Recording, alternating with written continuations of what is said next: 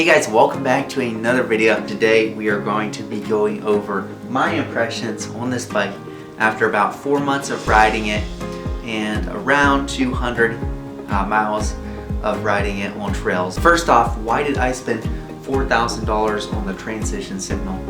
And my personal thought when I was buying this bike is I wanted a do-it-all mountain bike.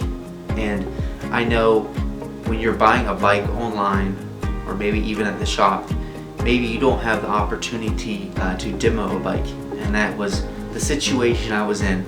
So I kind of was in a hard place choosing what bike I wanted.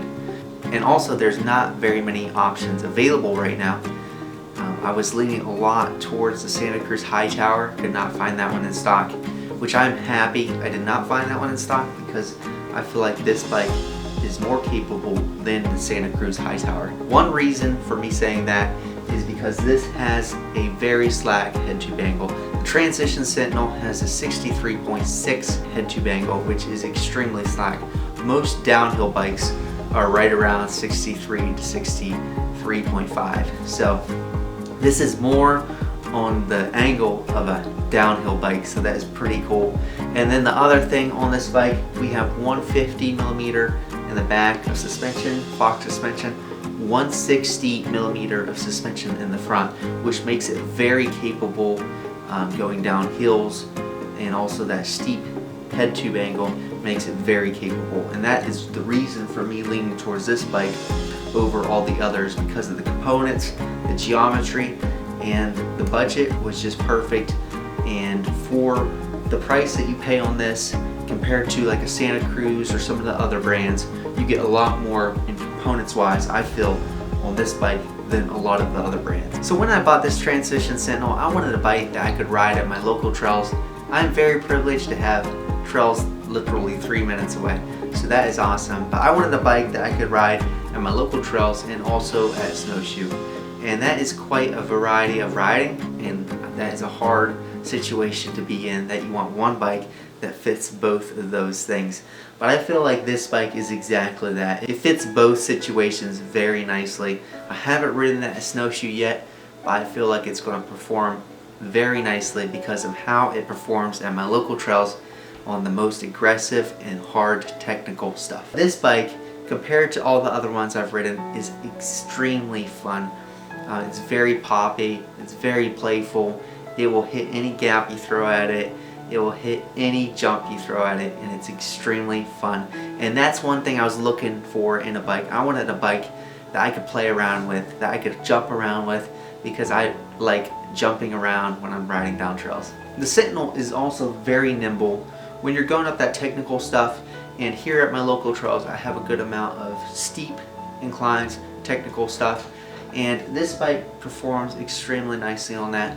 It just sticks to the ground. I never have problems in my front end wanting to pop up. And even though it's a very long bike and that head tube angle is very slack, it doesn't feel that bad. Going around very tight corners, it corners extremely nicely, and I feel like it just does a great job at climbing overall. So we've gone over a couple different things on this bike: playfulness, jumping, technical, going uphill, and how it performs on that. But I would say this bike, what it does the best at is going downhill. You can throw any steep descent at it and it just sticks to the ground if you need it to. It just will go through anything you throw at it.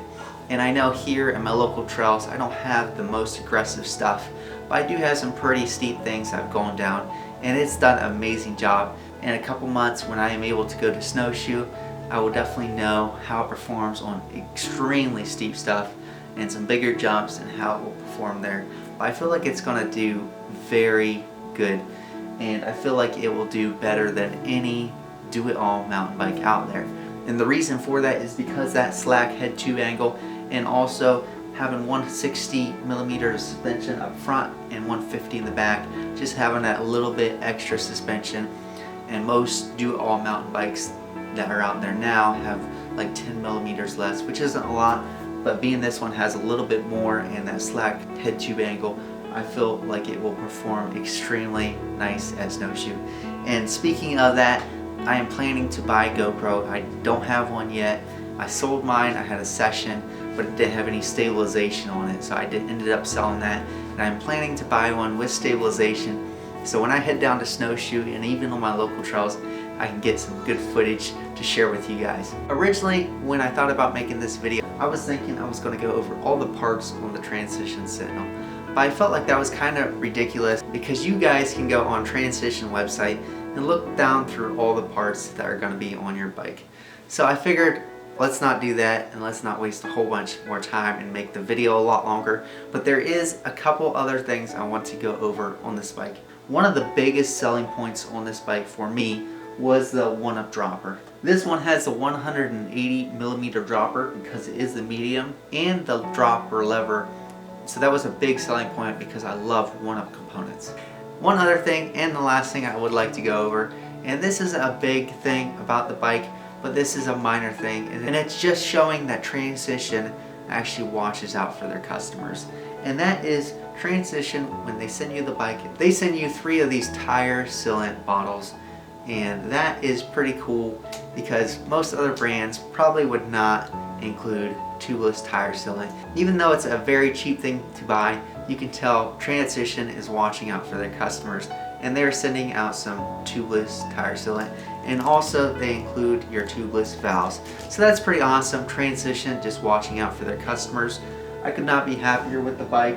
One other thing, I said this was going to be the last, but one other thing I thought of is the best upgrade for the Transition Sentinel is the Fidlock bottle.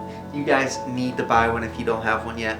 I love that bottle. It goes everywhere with me on my local rides, and it is amazing. You don't have to have a camelback on your back, and I love that bottle, and I definitely recommend, if you guys don't have a Fidlock bottle yet on your Transition bike or any other bike, go get one. They're amazing. None of this video was sponsored by Fidlock or by Transition, but I enjoy making videos and also helping you guys out make the decision if you want a Transition or what bike you want. I would 100% recommend the Transition Sentinel if you're looking for a do-it-all mountain bike. And by saying do-it-all, I really mean that.